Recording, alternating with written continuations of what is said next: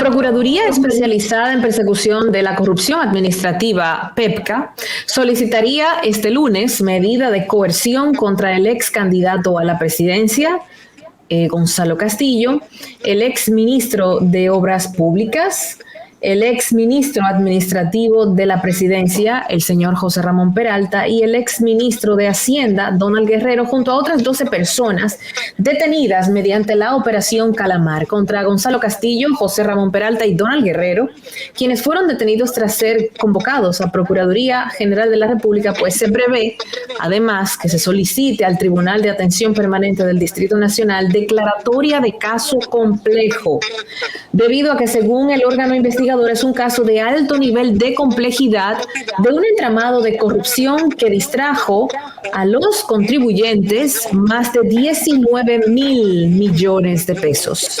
Vamos a recibir a Francisco Álvarez para ver los detalles de estas órdenes de arresto, cómo se procesan, cuándo se ejecutan. Ya tenemos a Francisco aquí con nosotros. Bienvenido, esto no tiene nombre. Un placer estar aquí con ustedes. Francisco, estamos viendo más de lo mismo en el actuar del Ministerio Público en cuanto al proceder con los imputados a la hora de detenerlos para iniciar un proceso. ¿Es obligatorio ir a tocarle la puerta a su casa a una persona que es investigada, en este caso más todavía, porque casi todos los que hoy están detenidos bajo investigación, creo que son 14 o 15, todos sabían desde el día 1 que estaban siendo investigados, Donald Guerrero, Gonzalo, José Ramón Peralta, etcétera? O sea, no era suficiente con convocarlos con sus abogados ante la fiscalía y dejarlos detenidos. ¿Por qué hay que ir a buscarlos a su casa? ¿Por qué hay que ir de noche? Tu opinión sobre este procedimiento. ¿Es normal? ¿Ocurre en otras partes del mundo? ¿Qué pasa?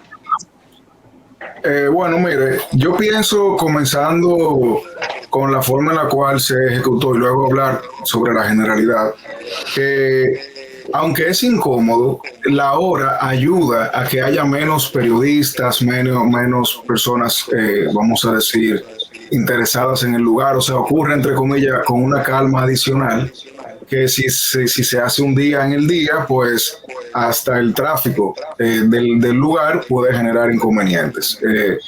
Yo sí creo que obviamente es más traumático, así como los temblores se sienten más de noche porque la gente está acotada y cuando está en el día la gente no se da cuenta. Yo pienso al final que si me ponen a elegir a redactar un manual de cómo ejecutar ese tipo de órdenes, yo diría que cuando son de este nivel, en esas horas es probable que se reserve mucho más la integridad de los involucrados. Incluso los pocos videos que se han filtrado de momentos de esos son grabados por personas vinculadas al individuo que fueron a buscar. Claro. Porque la gente estaba durmiendo. O sea, muy pocas personas entendían lo que estaba sucediendo. Sobre la orden... De hecho, Francisco, me cuentan, me dicen que ninguno de los imputados estaba en su casa a esa hora, o sea, era sábado, un fin de semana, ninguno estaba en su casa, quizás estaban en las afueras, en otro lado, y lo llamaron y dijeron, mira, ven que te están buscando aquí, hay una orden, y entonces que se trasladan hasta allá. Insisto en esto porque, vuelvo y digo, no es un caso que estaba en investigación oculta o secreta, sino que estaba a los ojos de todos, de la opinión pública. Incluso se habían dado situaciones a lo interno del Ministerio Público que habían obligado a la magistrada Miriam Germán, procuradora, a obligar a que le entregaran documentos que habían exigido la parte investigada, ni siquiera imputada, la parte investigada. O sea, que se conocía sobremanera. Obligatoriamente, y yo te entiendo perfectamente de hacerlo un sábado en la noche, no hay tanta prensa, etcétera, ya también va siendo relativo, porque independientemente de lo que hayan publicado los familiares, los vecinos todos lo publicaron, todo el mundo tiene un celular, todo el mundo se cree periodista, todo el mundo publica todo, entonces nada se puede hacer oscuro, lo puedes hacer a las 4 de la mañana y va a tener la misma resonancia y repercusión que lo haga a las 8, que lo haga un lunes o lo haga un domingo. Digo, no hay otros procedimientos para detener a una persona que está siendo investigada y que ya estás imputando de una serie de cargos. Claro que sí, incluso, y eso es algo que nosotros lo hemos repetido mucho en el programa, el arresto es algo demasiado excepcional. Cuando uno se pone ya desde el punto de vista académico a estudiar lo que es una orden de arresto, es una lucha titánica donde el Ministerio Público debe vencer serias barreras para convencer a un juez de que el juez diga, tú ves, la libertad, que es una garantía constitucionalmente reconocida y procesalmente reiterada, yo se la voy a extirpar a este ciudadano por un plazo X o dentro de unas condiciones específicas. Y luego dice en su documento, en esa decisión, por tal y tal y tal y tal razón, al ciudadano fulano de tal, te autoriza un Ministerio Público que lo vaya y lo busque y lo aprecies. Y luego se entra a ese engranaje procesal de que debo presentarlo ante el juez en las 48 horas y que el juez entonces conoce lo que sería eventualmente una medida de coerción. Pero sí, hay otras formas. Yo soy abanderado de que los arrestos, el 90% son innecesarios. De este caso, si ustedes me preguntan a mí, sin tener que hacer un juicio de valor sobre el caso como tal, yo considero que todos o muchos de esos arrestos son innecesarios porque son personas que muy probablemente, sin necesidad de que sean apresadas, van a poder ser procesadas por un comportamiento, como usted bien dice, durante los últimos años, que sabiendo que se estaba investigando y sabiendo que ellos eran parte de un expediente, están ahí.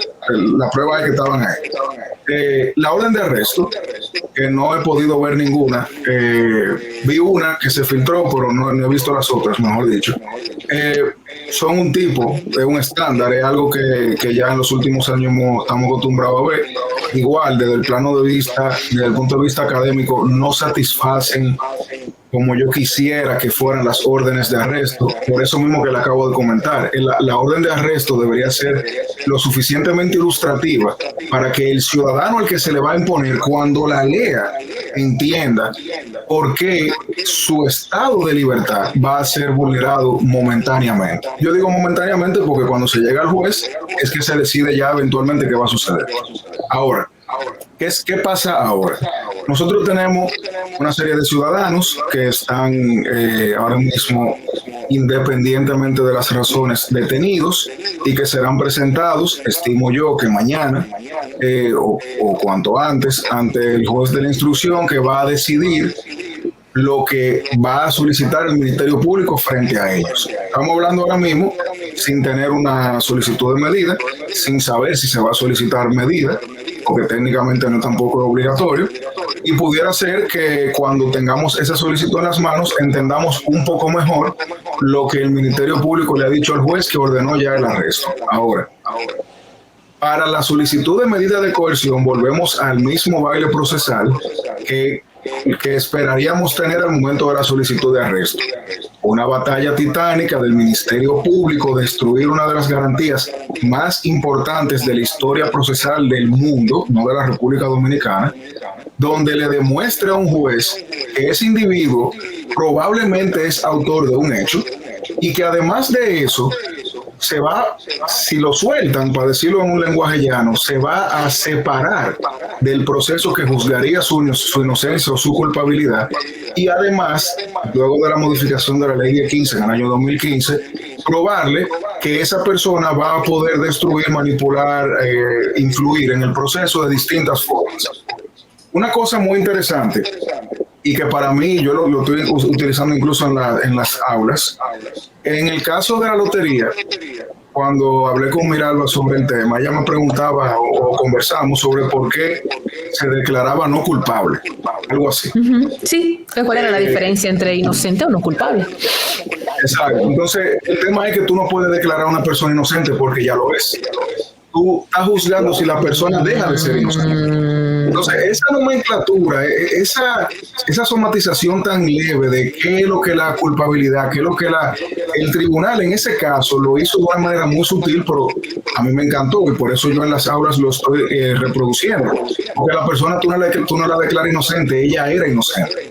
tú dices que no es culpable, ratificando su inocencia. Entonces, esos principios rectores básicos de esos derechos que asisten a todo imputado, como los que actualmente se están ahora mismo en este proceso, jamás podemos dejarlos perder de vista, porque el juez lo que debe evaluar ahora es si lo que se le muestra es tan contundente, no en números, no en discursos ni en argumentaciones, sino de cara a que esa persona se defienda en su casa o en una cárcel o en una prisión, es tan fuerte para extirpar de su catálogo de derechos el de la libertad, que es, vuelvo y repito, uno de los más absolutos, transversales e importantes.